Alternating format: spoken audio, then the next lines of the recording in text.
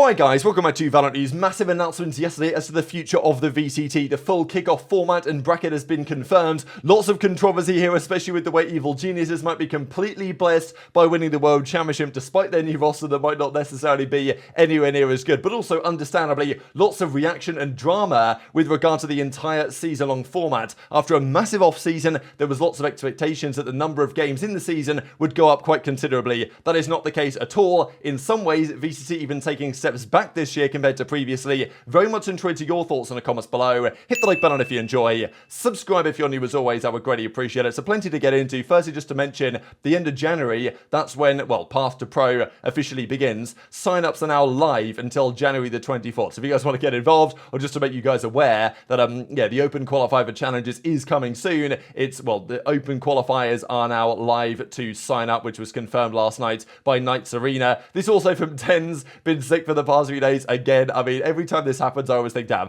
Ten's immune system is still getting absolutely cooked. And look, maybe that's not ideal for Sentinel's practice at the moment. We saw recently that Sassy was actually scrimming with the team from back in Brazil, but now he's got his visa sorted, so he's back out there in LA, we believe. But yeah, if Ten's is unwell, we know what happened when, you know, Zeltis was apparently like infecting everyone and the Sentinels count wasn't doing so well. So yeah, maybe that's affecting their practice somewhat, but still a bit of time until the kickoff tournaments begin. But still, the kickoff playoffs are going to be massively important in qualifying to Masters Madrid. We'll get into that in a second because lots of drama really today, but also this. We've seen over the last couple of days this Evil Geniuses rumoured roster. This was the one that I was talking about before. Jorgamo, Apoth, Nature, Superman and Derek have apparently all reached a verbal agreement with EG for 2024. Now, Superman and Derek have actually tweeted out contract signing graphics, which implies pen to paper. Maybe it just implies verbal agreement, i.e., you know, they've sent an email type thing, but whether that's actually pen to paper is a question mark. This, though, is probably the most fascinating part of this.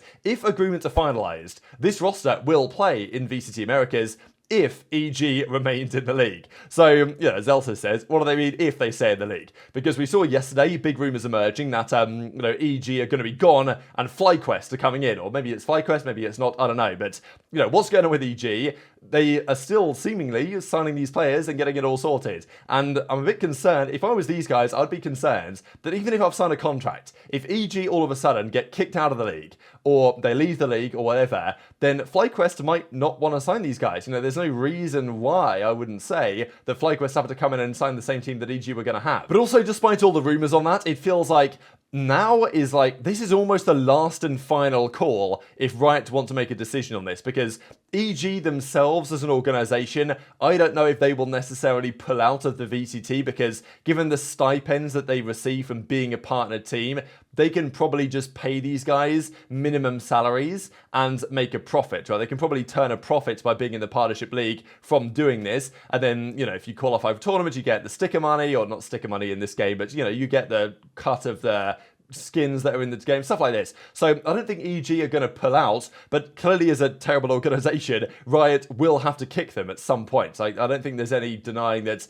like, their partnership will have to end at some point with the way that EG are presently trending, unless things massively turn around very quickly. So, you know, VCT, if they are going to kick them out, Riot, now is like the time, because we have like a month until the qualifiers for Madrid when the kickoff tournament begins. So, you know, they can't really kick them a couple of weeks later. If Riot are going to make this decision to end EG's partnership and choose another team, they kind of have to do it now, and it's also possibly going to screw over these players if they sign deals, and then all of a sudden their deals are now void because a new team is coming in wanting to form their own roster. So, big concerning, I think, for all parties. I'm sure we'll see more over the coming days. But the big arrival yesterday was this arrival here from the VCT, returning February the 16th. This is everything that we need to know. Now, let's keep in mind, we have had an absolutely massive off-season, right? There's been loads of months with absolutely no action. And okay, there's been action in third-party tournaments. But for VCT, it's been like 6 months off, which is embarrassing, as far as I'm concerned, for an esports league when things like fatigue and recovery are not so much of importance as regular sports. And also, let's keep in mind, during a regular sports season, teams play a lot of games. In the Premier League, teams play 38 matches, plus the FA Cup, plus the League Cup, plus the Champions League,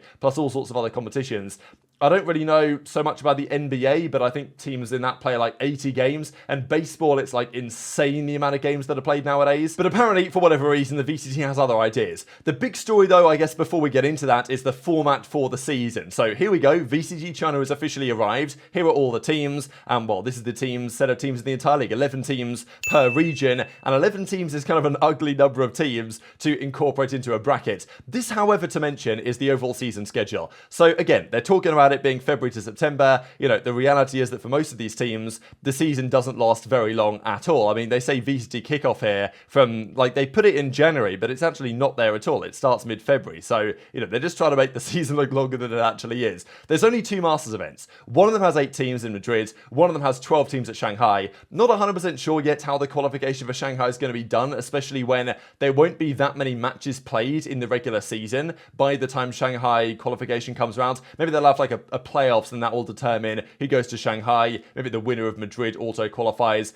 I'm not sure that's been fully confirmed yet. But you might note here, there's no LCQ. And that is a deliberate change they've made. Again, like, there's less matches, right? Because the last chance to qualify in previous years has determined which additional team goes to champions from the ones that automatically qualify. They're getting rid of that this year. The general feeling on this is somewhat mixed. I think some people kind of like the idea that there's no LCQ and it's just the best teams with the most points qualify.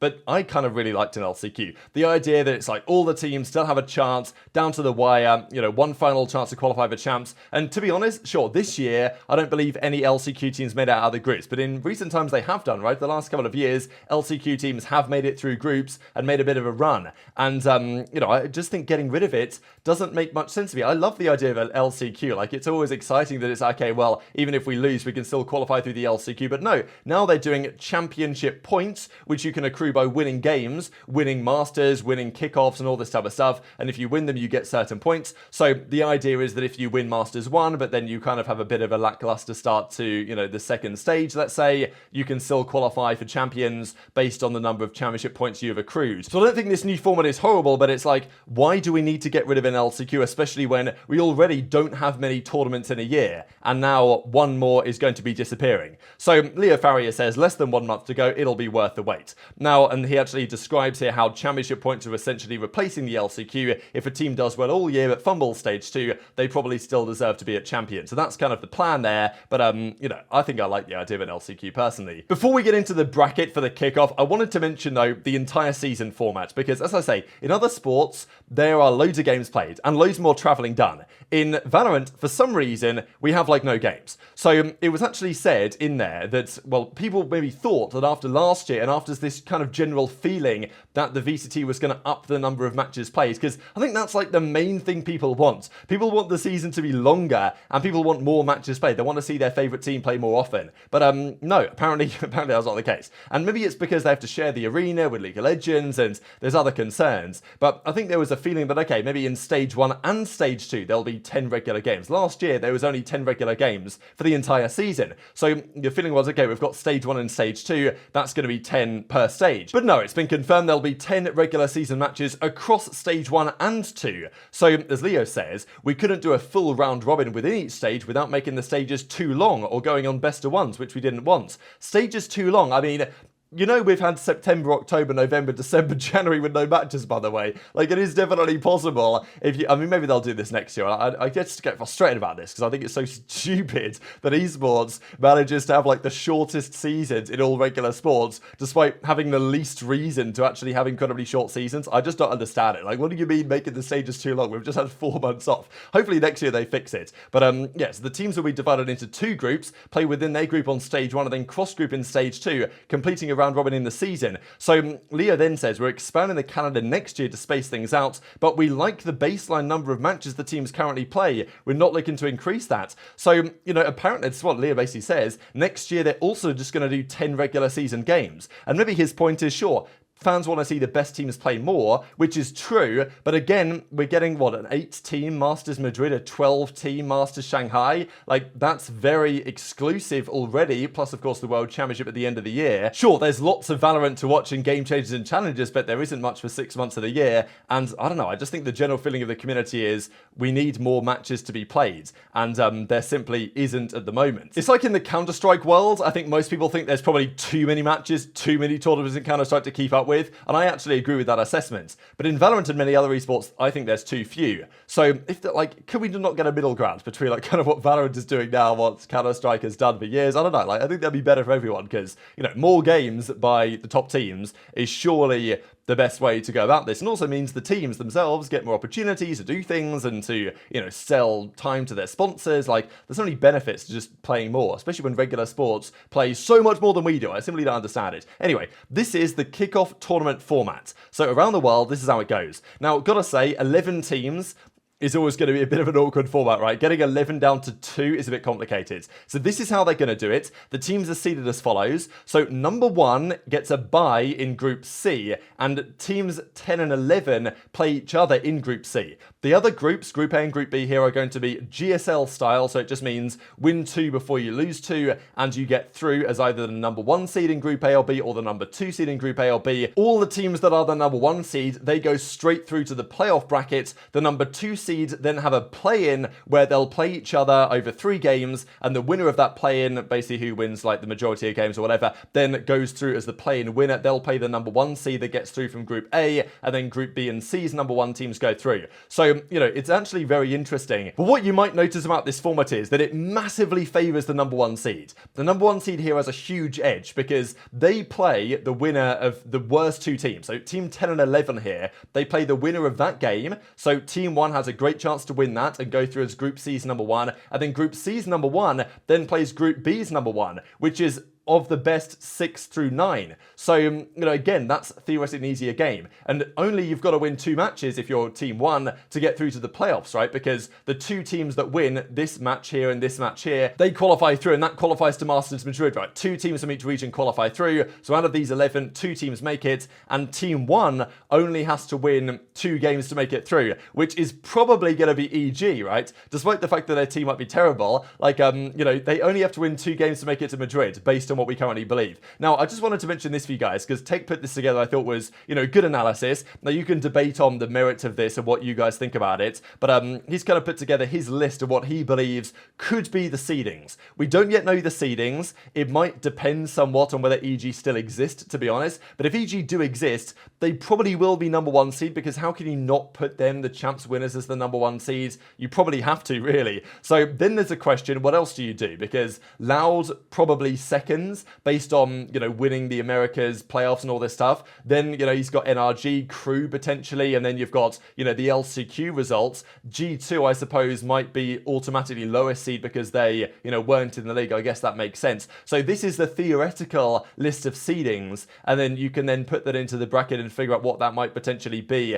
in terms of what the groups are going to look like. With a potential matchup here between like Sentinels and Cloud9 in Group B, something like that. So, you know, very intrigued to your thoughts in the comment section below. That's the Kickoff tournament that's going to be happening. There's going to be like 3 stages to it to determine which 2 teams qualify for Masters Madrid, and of course get Champions points, which are now going to qualify you for Champions 2024, as opposed to doing an LCQ like it has been previously. But very much intrigued to your thoughts and all this stuff in the comments below. Hit the like button if you enjoyed, subscribe if you're new, take care, and I'll see you next time.